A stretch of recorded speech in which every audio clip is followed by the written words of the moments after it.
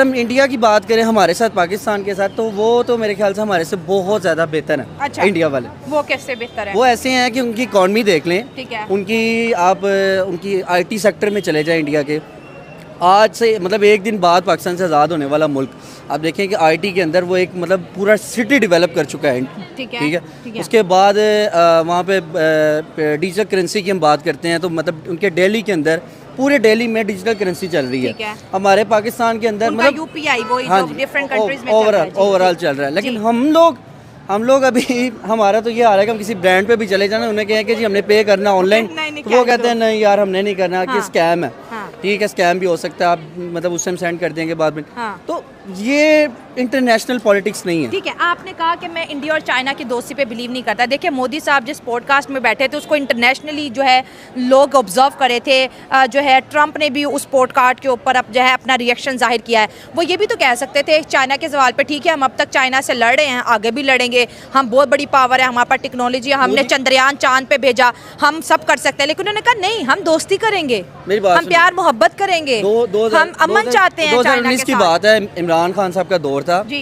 तो 2019 के अंदर मोदी साहब ने जब ये सिख बरादरी के लिए जो ये कॉरिडोर ओपन किया, तो उन दिनों जब खान साहब ने इनको कहा कि जी हम तो इंडिया के साथ जो है ना वो एक अच्छे रिलेशन चाहते हैं, तो मोदी ने भी कहा था कि जी मैं तो चाहता हूँ कि जी पाकिस्तान हमारे साथ बैठ के बात करे, अफगानिस्तान से रिलेटेड या अब दूसरे मुल्कों से रिलेटेड हम लोग बैठ के बात करते हैं और एशिया के मामलों को बेहतर बनाते हैं। मुझे ये बताएं कि ये दोस्ती नहीं, ये एक मुल्क की सियासत होती है। ये हर मुल्क का जो सियासतदान होता है ना, ये लीडर होता है, वो हमेशा बात करता है। आप ये देखें ओवरऑल बात करें ना, तो एशिया के अंदर इस टाइम मेरे ख्याल से अगर बेस्ट कंट्री है तो वो इंडिया है। ठीक है। इवन कि मैं खुद पाकिस्तान में पैदा हुआ, तो मैं कई दफ़ा ये सोचता हूँ कि काश मैं इंडिया में पैदा हुआ होता। ऐसे थॉट्स क्यों आती हैं आपको? ऑब्वियसली बात है कि ये हर मतलब न्यू जनरेशन को ये ऐसे थॉट्स क्यों आती है, बताएं क्या चीज़ है? देखिए मेरी बात सुने, मैं कम से कम वहाँ पे रह रहा होता ना, तो मैं 8 से 10 लाख में वैगनर परचेज कर रहा था, जो 33 लाख में मिल रही है। मैं आईफोन ले लेते, हम सब आईफोन ले लेते, मेड इन इंडिया है। ठीक है, मैं कुछ जर्नलिस्ट कम्युनिटी से बिलोंग करता हूँ, तो मैं वहाँ बैठा होता, तो एज अ जर्नलिस्ट भी मुझे वहाँ पे बहुत रिस्पेक्ट मिल रही होती। मेरी मतलब मेरे बोलने की, मैं अगर आधे घंटे का प्रोग्राम करता हूँ तो उसके मुझे रिवॉर्ड्स मिलते हैं, मुझे फीडबैक्स मिलते हैं आवाम से। यहाँ पे हम लोग बैठे हैं तो यहाँ पे भी हम लोग दबे हुए हैं। हमारी कौम हम इस पे डिबेट ही नहीं कर सकते पाकिस्तान पे, खत्म हो गया। पाकिस्तान कुछ भी नहीं है, हमारे लिए सब कुछ इंडिया है।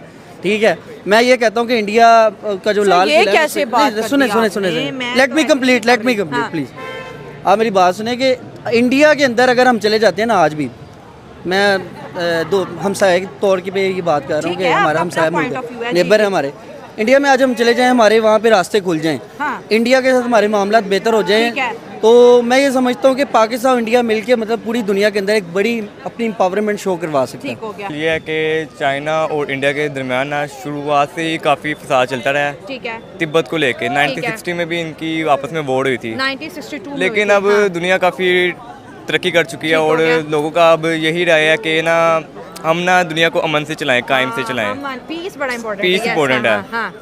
अब दोनों मुल्कों की यही राय है कि हम आपस में अमन से रहें।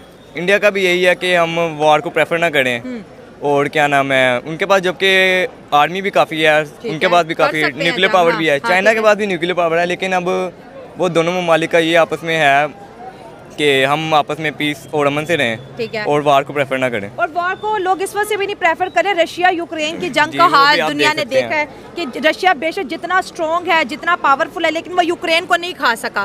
इस तरह चाइना भी इंडिया को नहीं खा सकता और ना इंडिया पाकिस्तान को कुछ कर सकता है। तो ये एग्रेसिव पॉलिटिक्स अब चेंज हो रही है। लोग कह रहे हैं कि रीजन में पीस चाहिए, प्रोस्पेरिटी चाहिए, तो कोलैबोरेट करना चाहिए।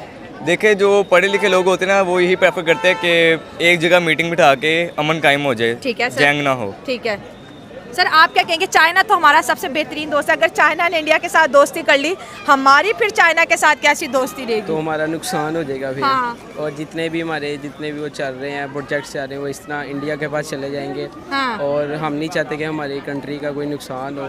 तो हम यही चाहेंगे कि चाइना जैसे हमारे साथ शुरू से था ऐसे ही रहे, और पाकिस्तान गवर्नमेंट को भी चाहिए इनके वो आगे सुने, चाइना को भी सुने और पाकिस्तान को भी सुने। इस तरह पाकिस्तान की जो आपस में फ्रेंडशिप है वो हमेशा ऐसी ही रहे। इंडिया ने जंग को प्रेफरेंस नहीं दी, दोस्ती को दी है, क्या वजह हो सकती है? उन्होंने यही कहा है कि जो प्रोजेक्ट्स हमें मिल रहे हैं वो इंडिया लेना चाह रहा है चाइना से, और जो हमारे पास जो इकोनॉमिक्स गिर रही है हमारी इकोनॉमी, तो वो इंडिया के पास जा रही है इसी वजह से। इस वजह से सर आप क्या कहेंगे, ये जो इंडिया और चाइना जो कि बड़े दुश्मन माने जाते हैं, आज दोनों ही एक दूसरे को मुबारकबाद दे रहे हैं कि चलो दोस्ती करते हैं, बड़ी अच्छी बात है, प्रोस्पेरिटी आएगी, इंडियन के चूल्हे जलते रहेंगे, चाइना में भी ट्रेड बढ़ेगी, अभी भी 125 बिलियन डॉलर की ट्रेड है। इंडिया ताकत से नहीं बढ़ रहा, आगे मोहब्बत से बढ़ रहा है। वो इस वजह से कि चाइना हमारे से 100 साल आ गया ठीक है, तरक्की में। सही है। वो अगर चाइना से दोस्ती करते हैं ना तो वो भी चाह रहे हैं कि हम भी 100 साल आगे जाएं, पर लेकिन चाइना आगे जाने नहीं देगा कभी भी। कंपटीशन होना चाहिए, कंपटीशन हो, हर्ज नहीं है। हाँ हो, पर लेकिन चाइना कभी भी किसी को आगे नहीं जाने देता। ठीक है। हाँ अभी भी इंडिया की करेंसी ज़्यादा है, ठीक है, ठीक है, पाकिस्तान की भी कम है और चाइना की उससे ज़्यादा है। हाँ चाइना ठीक की है। उससे ज़्यादा, ठीक है।